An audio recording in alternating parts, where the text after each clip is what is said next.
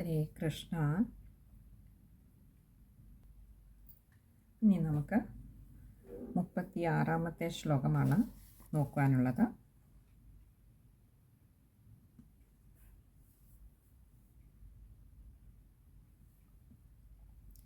സവായിദം വിശ്വമമോഖലീല സൃജത്യവത്യത്തിന സജ്ജതേസ്മിൻ ഭൂതേഷു ചാന്തർഹിത ആത്മതന്ത്ര ഷഡ്വർഗികം ജിഘ്രതി ഷഡ്ഗുണേശഃ.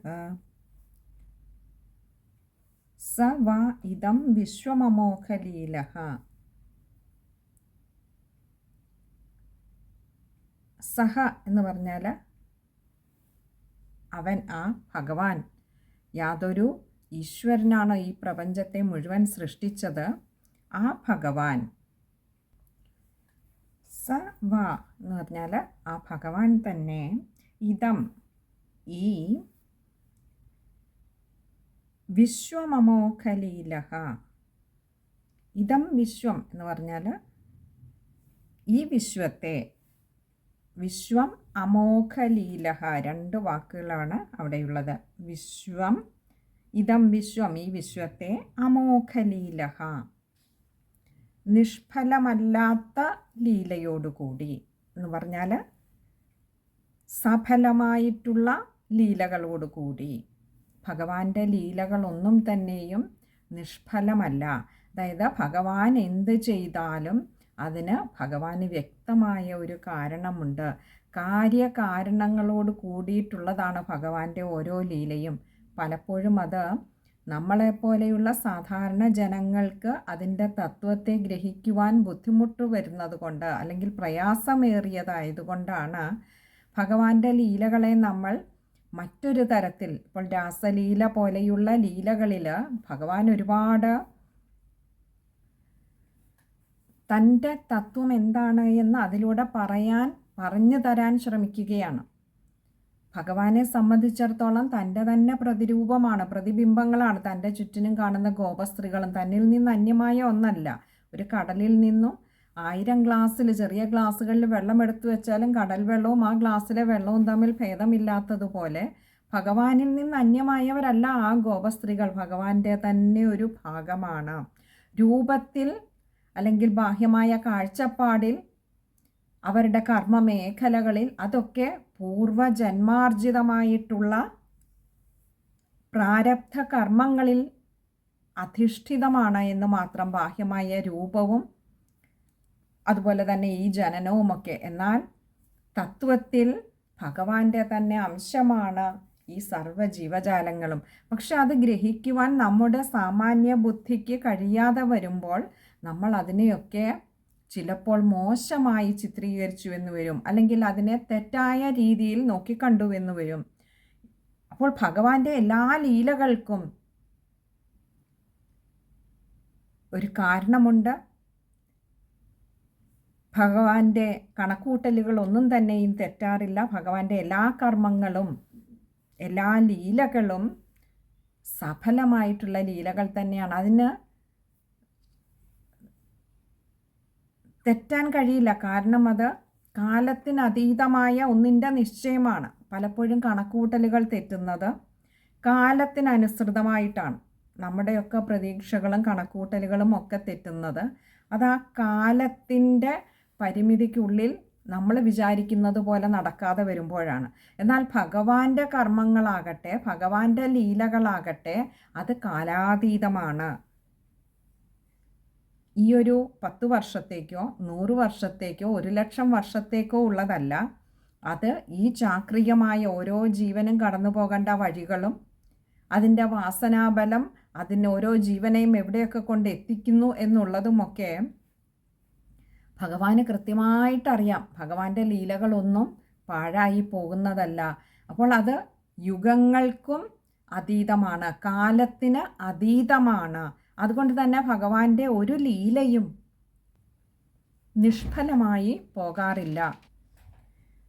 ഓരോ ജീവനും തൻ്റെ കർമ്മവാസനകളുടെ ബലം കൊണ്ട് ഓരോ ശരീരത്തിൽ പ്രവേശിക്കുന്നതിന് മുൻപ് തന്നെ എല്ലാം അറിയുന്ന ഭഗവാൻ അറിയാം ആ ശരീരത്തിൽ ഇരുന്നു കൊണ്ട് ആ ജീവൻ വർത്തിക്കാൻ പോകുന്നത് എന്തൊക്കെയാണ് എന്ന്, അല്ലെങ്കിൽ അവൻ്റെ ആ കർമ്മവാസനകളുടെ ബലം അവനെ ഏതൊക്കെ പാതകളിലൂടെ നയിക്കുമെന്ന് എല്ലാം അറിയുന്ന ഭഗവാന് നന്നായി അറിയാം. ഈ ശരീരം ഏത് നിമിഷം ഉപേക്ഷിക്കപ്പെടുമെന്നും അതിനുശേഷം ആ പ്രാണൻ അടുത്തത് ഏതൊരു ശരീരത്തെയാവും അതുകൊണ്ട് തന്നെ സ്വീകരിക്കാൻ പോകുന്നതെന്നും ഭഗവാന് നന്നായി അറിയാം.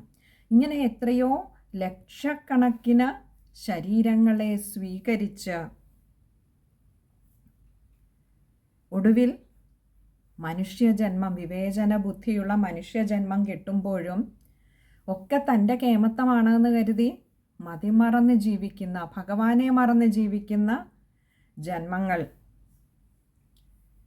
അങ്ങനെ കുറേ പേർ ഇനിയും ഭഗവാന്റെ ഒരു കൃപ കൊണ്ട്, ഭഗവാന്റെ ഒരു കാരുണ്യം കൊണ്ട് ഇതുപോലെയുള്ള സത്സംഗങ്ങളിലൂടെ, സൽമാർഗങ്ങളിലൂടെ, നല്ല ഗുരുക്കന്മാരുടെ നിർദ്ദേശങ്ങളിലൂടെ ഈശ്വര വിചാരത്തോടെ ജീവിക്കുന്ന മനുഷ്യർ ഒരു ഭാഗത്ത്, അങ്ങനെ ഈ സത്സംഗങ്ങളാകുന്ന തെളിനീരൊഴിച്ചൊഴിച്ചൊഴിച്ച് നമ്മുടെ ജന്മജന്മാന്തരങ്ങളായി വഹിച്ചുകൊണ്ട് വന്നിരിക്കുന്ന ഈ കർമ്മപ്രാരബ്ധങ്ങളൊക്കെ ഒടുങ്ങി, ഈ കറകളൊക്കെ നീങ്ങി ഒടുവിൽ ഏറ്റവും പരിശുദ്ധരായി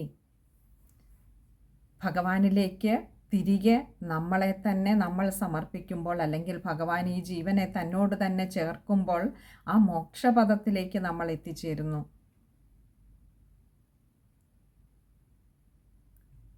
ഇങ്ങനെ എല്ലാം അറിയുന്ന ഭഗവാൻ, തൻ്റെ ഒരു കണക്കുകൂട്ടലുകളും തെറ്റില്ല ഭഗവാന്. അങ്ങനെയുള്ള സഫലമായ ലീലകളോടുകൂടിയ ഭഗവാൻ സൃജത്യവത്യത്തി, സൃജതി, അവതി, അത്തി, ഇങ്ങനെ 3 വാക്കുകൾ ചേരുന്നതാണ് സൃജത്യവത്യത്തി. സൃജതി എന്ന് പറഞ്ഞാൽ സൃഷ്ടിക്കുന്നു, അവതി എന്ന് പറഞ്ഞാൽ പരിപാലിക്കുന്നു, അത്തി എന്ന് പറഞ്ഞാൽ സംഹരിക്കുന്നു, അവസാനിപ്പിക്കുന്നു എല്ലാം. അപ്പോൾ എല്ലാം അറിയുന്ന ഈ ഭഗവാൻ, ഈ പ്രപഞ്ചം എന്ന് പറയുമ്പോൾ ഇതിലെ സർവചരാചരങ്ങളെയും ചേർത്താണ്. പ്രപഞ്ചത്തെ തന്നെ ഭഗവാൻ ഒരു ലീലയെന്നോണം, പാഴായി പോകാത്ത ഒരു ലീലയെന്നോണം ഭഗവാൻ സൃഷ്ടിക്കുന്നു, പരിപാലിക്കുന്നു, സംഹരിക്കുന്നു. ന സജ്ജതേസ്മിൻ, ന സജ്ജതേ അസ്മിൻ, ഇങ്ങനെ 3 വാക്കുകളാണ് അവിടെയുള്ളത്. ന എന്ന് പറഞ്ഞാൽ ഇല്ല എന്നുള്ള അർത്ഥത്തിൽ, അസ്മിൻ എന്ന് പറഞ്ഞാൽ ഇതിൽ, ഈ ഒരു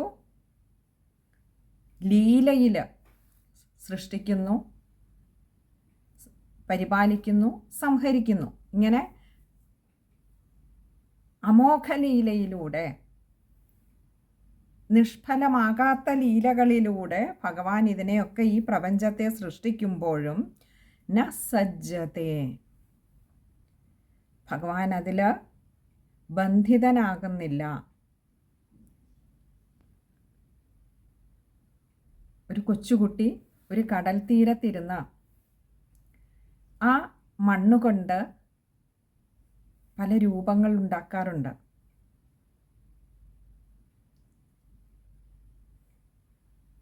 ആ രൂപങ്ങൾ പിന്നീട് തീരത്തെ പുണരാൻ വരുന്ന ഓരോ തിരയും വഹിച്ച് അല്ലെങ്കിൽ അത് എടുത്തുകൊണ്ട് പോകുമ്പോൾ കുട്ടി അടുത്ത ലീലയിലേക്ക് കടക്കും, അടുത്ത രൂപത്തെ സൃഷ്ടിക്കും. ചിലപ്പോൾ ആ തീരത്ത് അക്ഷരങ്ങൾ കൊണ്ട് തൻ്റെയോ തൻ്റെ പ്രിയപ്പെട്ടവരുടെയോ നാമങ്ങൾ കോറിയിടുന്നതും തിരകൾ വന്നെടുത്തുകൊണ്ട് പോകാറുണ്ട്. കുട്ടി ആ ലീലകളൊക്കെ ഓരോ സമയത്ത് ഓരോ തരത്തിലുള്ള ലീലകളാടി, ഇപ്പോൾ ഒരു രൂപത്തെ സൃഷ്ടിക്കും, അത് തിര കൊണ്ടുപോയി കഴിയുമ്പോൾ അടുത്ത രൂപത്തെ സൃഷ്ടിക്കും. ഇങ്ങനെ പല പല ലീലകളാടിയിട്ട് ഇതൊക്കെ തിരകൾ വന്ന് കാലമാകുന്ന തിരയിൽ പെട്ടതൊക്കെ ഇല്ലാതെയാവുമ്പോഴും കുട്ടി ഇതിലൊന്നും തനിക്ക് യാതൊരു തരത്തിലുള്ള ബന്ധനവുമില്ലാതെ അതിൻ്റെ ലീലകളൊക്കെ കഴിഞ്ഞ് അത് വീണ്ടും തൻ്റെ വീട്ടിലേക്ക് മടങ്ങുന്നത് പോലെ നിസ്സംഗനായി നിർവികാരനായി തനിക്കെല്ലാം നഷ്ടപ്പെട്ടുവല്ലോ എന്നുള്ള ബോധത്തോടു കൂടിയല്ല. ആ ഒരു നഷ്ടബോധം ആ കുട്ടിയെ തീരെയും ബാധിക്കുന്നില്ല. തനിക്ക് എത്ര നേരം ലീലയാടി, തന്നോടൊപ്പം കാലം അല്ലെങ്കിൽ ആ തിരകളും ലീലയാടി, തിരയുടെ കർമ്മം ചെയ്തു, താൻ തൻ്റെ ലീലയും ആടി. അതിനുശേഷം തൻ്റെ ഗൃഹത്തിലേക്ക് മടങ്ങുന്നത് പോലെ, ഒരു പുഞ്ചിരി തൂങ്ങിക്കൊണ്ട് മടങ്ങുന്നത് പോലെ ഭഗവാനും ഈ ലീലകളൊക്കെ ആടുമ്പോഴും കാലരൂപത്തിലിരിക്കുന്ന ഭഗവാൻ അതിൻ്റെ അപ്പുറത്ത് കൂടി വന്ന സംഹാരം എന്നൊരു ലീലയും ആടുന്നുണ്ട്. ഇതിനെ സൃഷ്ടിക്കുന്നു, പരിപാലിക്കുന്നു, ഇതൊക്കെ കുട്ടി ചെയ്യും പോലെ ചെയ്യുന്നു. തിരമാലകൾ ആ കാലമാകുന്ന തിരകളിൽപ്പെട്ട് ഇതൊക്കെ ഇല്ലാതെയാകുന്നുണ്ട്, സംഹരിക്കപ്പെടുന്നുമുണ്ട്. കാലസ്വരൂപനും ഭഗവാൻ തന്നെയാണ്. പക്ഷെ ഇതിനാൽ ഒന്നും തന്നെയും ഭഗവാൻ ബന്ധിതനാകുന്നില്ല. ഭഗവാൻ തൻ്റെ സ്വധാമത്തിൽ അങ്ങനെ ആനന്ദസ്വരൂപനായി അപ്പോഴും നിലകൊള്ളുന്നുമുണ്ട്. ഇതിനാലൊന്നും അല്പം പോലും ഭഗവാനെ ഇതൊന്നും യേശുന്നതേയില്ല.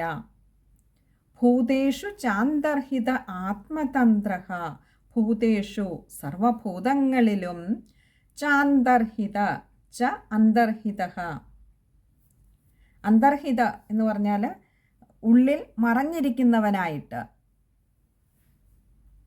ഭഗവാനെ നമുക്ക് ഒന്നിൽ ഒരു രൂപത്തിൻ്റെയും മുന്നിൽ ഭഗവാനെ കാണുവാൻ കഴിയില്ല. അത് സ്വീകരിച്ചിരിക്കുന്ന ശരീരം എന്താണോ ആ രൂപത്തിൽ മാത്രമേ നമുക്ക് എല്ലാ സൃഷ്ടികളെയും കാണുവാൻ കഴിയുകയുള്ളൂ. അത് പക്ഷിയായിക്കോട്ടെ, മൃഗമായിക്കോട്ടെ, വൃക്ഷലതാദികളായിക്കോട്ടെ, അവയൊക്കെ കൺമുൻപിൽ കാണുമ്പോൾ അവയൊക്കെ അതാതിൻ്റെ രൂപത്തിൽ നമ്മുടെ മുൻപിൽ ഏത് രൂപത്തിലാണോ കാണപ്പെടുന്നത് അങ്ങനെ മാത്രമേ നമുക്കവയെ തോന്നുകയുള്ളൂ.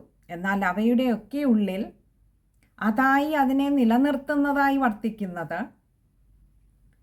ഏതൊരു ഭഗവാനാണോ ആ ഭഗവാൻ സർവ്വതിൻ്റെയും ഉള്ളിൽ മറഞ്ഞിരുന്നു കൊണ്ട്, സർവഭൂതങ്ങളുടെയും ഉള്ളിൽ ഒളിഞ്ഞിരുന്നു കൊണ്ട് ആത്മതന്ത്രഃ എന്ന് പറഞ്ഞാൽ സ്വതന്ത്രനാണ്, പരതന്ത്രനല്ല ഭഗവാൻ. ഈ സർവചരാചരങ്ങളുടെയും ഉള്ളിലിരിക്കുന്ന ഈ ഭഗവാനെ നിയന്ത്രിക്കുന്നത് ഈ ദേഹമോ ദേഹസംബന്ധമായ വിഷയങ്ങളോ അല്ല. അതുകൊണ്ട് തന്നെ ഭഗവാൻ സ്വതന്ത്രനാണ്. ഇതിൻ്റെയൊക്കെ ഉള്ളിൽ, എല്ലാ ഭൂതങ്ങളുടെയും ഉള്ളിൽ സ്വതന്ത്രനായിരുന്നു കൊണ്ട് ഷഡ്വർഗികം, 6 ഷഡ് എന്ന് പറഞ്ഞാൽ 6, ഷഡ്വർഗികം 6 തരത്തിലുള്ള ഇന്ദ്രിയങ്ങളുടെയും വിഷയത്തെ, ഈ ഇന്ദ്രിയ വിഷയങ്ങളെയൊക്കെയും ജിഘ്രതി എന്ന് പറഞ്ഞാൽ ഘ്രാണിക്കുന്നു അഥവാ മണത്തു നോക്കുന്നു, മണത്തു നോക്കി അറിയുന്നു ഇതിനെയൊക്കെ. ഷഡ്ഗുണേശഃ, ഈ മനസ്സുൾപ്പെടെയുള്ള 6 ഇന്ദ്രിയങ്ങളുടെയും ഈശനായിട്ട്, ഷഡ്ഗുണ ഈശഃ, ഈ 6 ഇന്ദ്രിയങ്ങൾക്കും മനസ്സുൾപ്പെടെയുള്ള ഇന്ദ്രിയങ്ങൾക്ക് ഈശനായിരുന്നു കൊണ്ട്, അല്ലെങ്കിൽ ഇന്ദ്രിയങ്ങളുടെയൊക്കെ നിയന്താവായിരുന്നു കൊണ്ട് ഈ സർവ പ്രാണികളിലും ഭഗവാനെ അവിടുന്ന് ഉള്ളിൽ മറഞ്ഞിരിക്കുന്ന ഭഗവാൻ ഈ 6 ഇന്ദ്രിയങ്ങളെയും അല്ലെങ്കിൽ ഇന്ദ്രിയങ്ങളെ സംബന്ധിക്കുന്ന വിഷയങ്ങളെ ഭഗവാൻ ഘ്രാണിക്കുന്നു എന്ന് പറഞ്ഞാൽ ഭഗവാൻ അറിയുന്നുമുണ്ട്.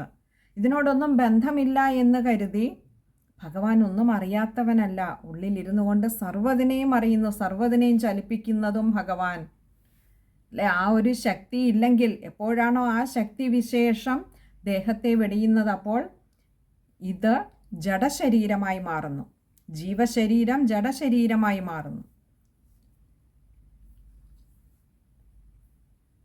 ഈ ശരീരത്തിൽ ഇരിക്കുന്ന സമയത്ത്, ജീവശരീരത്തിൽ ഇരുന്നു കൊണ്ട് ഭഗവാൻ ഈ 6 ഇന്ദ്രിയങ്ങളിലൂടെയും നമ്മൾ ചെയ്യുന്ന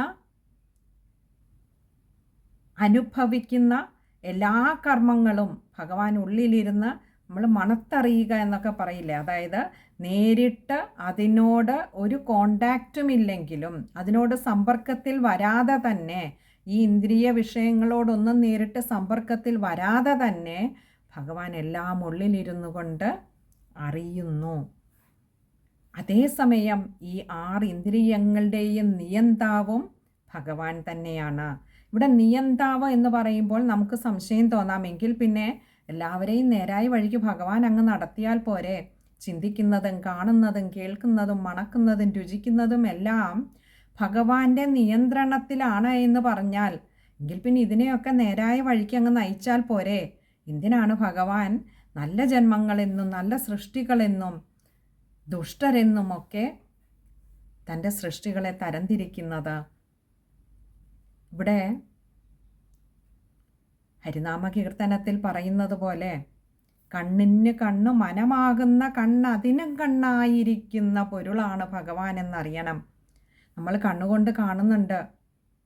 ആ കാണുന്ന ഒരു വസ്തുവിനെ കണ്ണിന് കണ്ണായിരിക്കുന്ന മനസ്സാണ് നമ്മളെ അത് ഇന്ന വസ്തുവാണ് എന്ന് ബോധിപ്പിച്ചു തരുന്നത്. എന്നാൽ ആ മനസ്സിനെ അതാണെന്ന് ആരാണ് മനസ്സിനോട് പറഞ്ഞത്? ഇത് ഇന്ന വസ്തുവാണ് എന്ന് ആരാണ് പറയുന്നത്? അതിന് മനസ്സിനും കണ്ണായിരിക്കുന്ന ഭഗവാൻ. ആ ഭഗവാനാണ് നമ്മളെ കൊണ്ട് അത് തോന്നിപ്പിച്ചു തരുന്നത്. അപ്പോൾ ഈ ഇന്ദ്രിയങ്ങളെയൊക്കെ ഇതൊക്കെ ചലിക്കണമെങ്കിൽ ഭഗവാൻ അറിഞ്ഞേ ചലിക്കാനൊക്കെ, അല്ലെങ്കിൽ ഭഗവാൻ ഉള്ളത് കൊണ്ട് മാത്രമാണ് ഈ ഇന്ദ്രിയങ്ങളൊക്കെ ചലിക്കുന്നത്. ജഡമായ ഒരു ശരീരത്തിൻ്റെ മുൻപിൽ അതിന് ഇഷ്ടപ്പെട്ട ഒരു കാഴ്ചയായിക്കോട്ടെ, പാട്ടായിക്കോട്ടെ, ഭക്ഷണമായിക്കോട്ടെ, ഇനിയല്ല ഇഷ്ടപ്പെട്ട ഒരു ഗന്ധം തന്നെ കൊണ്ടുവച്ചാലും അത് എന്തുകൊണ്ട് അറിയുന്നില്ല? അതിന് കണ്ണ്, മൂക്ക്, നാക്ക്, ചെവി എല്ലാമുണ്ട്, സ്പർശിച്ചറിയാൻ ത്വക്കുമുണ്ട്, എല്ലാം ഉണ്ടായിട്ടും ആ ജഡശരീരത്തിന് അത് അനുഭവവേദ്യമാകാതെ പോകുന്നത് യാതൊന്നിൻ്റെ സാന്നിധ്യം കൊണ്ടാണോ അത് അത്ര കാലവും ഇതിനെയൊക്കെ അറിഞ്ഞത്? ആ ചൈതന്യം ആ ശരീരം വിട്ടുപോയിരിക്കുന്നത് കൊണ്ടാണ്. അപ്പോൾ ഇതിനെയൊക്കെ നിയന്ത്രിക്കുന്ന, ഇതിനെയൊക്കെ അറിയാൻ സഹായിക്കുന്നത്, ഈ ഇന്ദ്രിയങ്ങളെയൊക്കെ നിയന്ത്രിക്കുന്നത് ഏതോ ഒരു ശക്തിവിശേഷമാണ്. അതിനെയാണ് നമ്മൾ ഭഗവാൻ എന്ന് പറയുന്നത്. അതുകൊണ്ടാണ് ഇവിടെ പറഞ്ഞത് ഷഡ് ഇന്ദ്രിയങ്ങൾക്കും ഈശനായിട്ടുള്ളവനാണ്, നിയന്താവായിട്ടുള്ളവനാണ്. എന്നാൽ അത് നേരിട്ടൊരു കർമ്മങ്ങളിലും ഇടപെടുന്നില്ല. എന്ന് പറഞ്ഞാൽ നീ ഇന്നതേ കാണാവൂ, നീ ഇന്നതേ കേൾക്കാവൂ, മണക്കാവൂ, ഇന്നതേ സ്പർശിക്കാവൂ, അങ്ങനെ ഒരു നിയന്ത്രണവുമില്ലാതെ ഈ ഇന്ദ്രിയങ്ങളൊക്കെ കർമ്മവാസനകൾക്കനുസരിച്ച് അത് യഥേഷ്ടം വർത്തിക്കുമ്പോഴും ഉള്ളിൽ സാക്ഷിയായിരുന്നു കൊണ്ട് ഇതിനെയൊക്കെ അനുഭവിപ്പിക്കുന്ന ഒരു ശക്തിവിശേഷമായി ആ ഭഗവാൻ ഉള്ളിൽ കുടികൊള്ളുന്നു. എന്നാലാകട്ടെ ഭഗവാൻ നേരിട്ട് ഇതിനോടൊന്നിനോടും ബന്ധമില്ലാതെ നിലനിൽക്കുകയും ചെയ്യുന്നു. ഭഗവാൻ, ഈ ആത്മാരാമനായിട്ടുള്ള ഭഗവാൻ ആത്മാനന്ദത്തിൽ തന്നെ രമിച്ച് ശരീരത്തിൽ കഴിയുമ്പോൾ ഭഗവാൻ ശരീരത്തിൻ്റെതായ യാതൊരു വികാരങ്ങളിലും ഭഗവാൻ വികാരമുള്ളവനായി ഭവിക്കുന്നില്ല. അപ്പോൾ സൃഷ്ടിയാദി കർമ്മങ്ങളൊക്കെ ചെയ്യുന്നുണ്ട്, എന്നാൽ ഇതിനോടൊന്നും ഒരു ബന്ധവുമില്ലാത്തതുപോലെ കടൽ തീരത്തിരുന്ന് കുട്ടി മെനഞ്ഞെടുക്കുന്ന രൂപങ്ങളിൽ കുട്ടിക്ക് യാതൊരു ബന്ധനവുമില്ലാത്തതുപോലെ ഭഗവാൻ അങ്ങനെ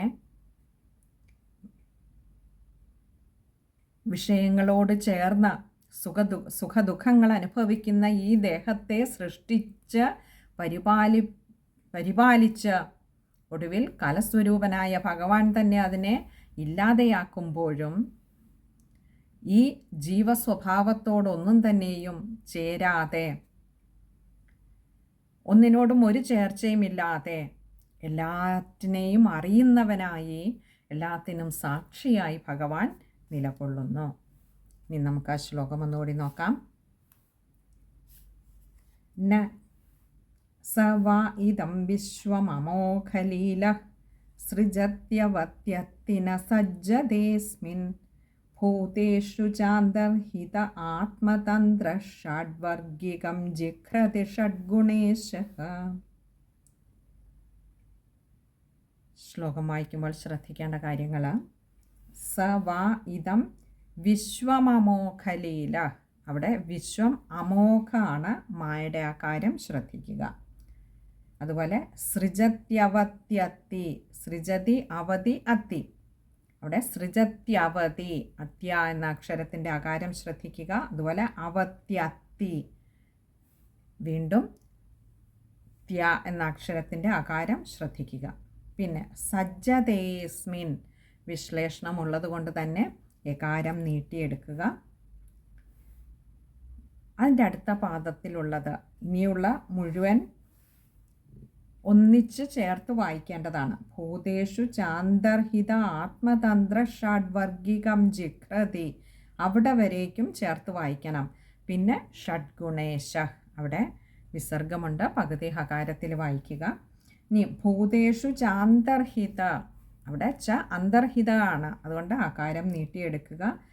പിന്നെ ആത്മതന്ത്ര, അവിടെയും വിസർഗമുണ്ട്, പകുതി ഹകാരത്തിൽ വായിക്കുക. ഇവിടെ ഭൂതേഷു അത് ചേർത്ത് അത്രയും കൂടി വായിക്കാൻ പറ്റിയില്ലെങ്കിൽ ഭൂതേഷു ചാന്തർഹിത ആത്മതന്ത്ര അവിടെ കൊണ്ടുവന്നിട്ട് ഒരു ചെറിയ പോസ് കൊടുത്തുകൊണ്ട് ഷഡ്വർഗികം ജിഘ്രതി എന്നും വായിക്കാവുന്നതാണ്. കഴിയുന്നതും ചേർത്ത് തന്നെ വായിക്കുക. ഇനി അടുത്തത് 37ാമത്തെ ശ്ലോകമാണ്. അത് ഭഗവാൻ അനുഗ്രഹിച്ചാൽ അടുത്ത സത്സംഗത്തിൽ കാണാമെന്ന് കരുതുന്നു. ഹരേ കൃഷ്ണ.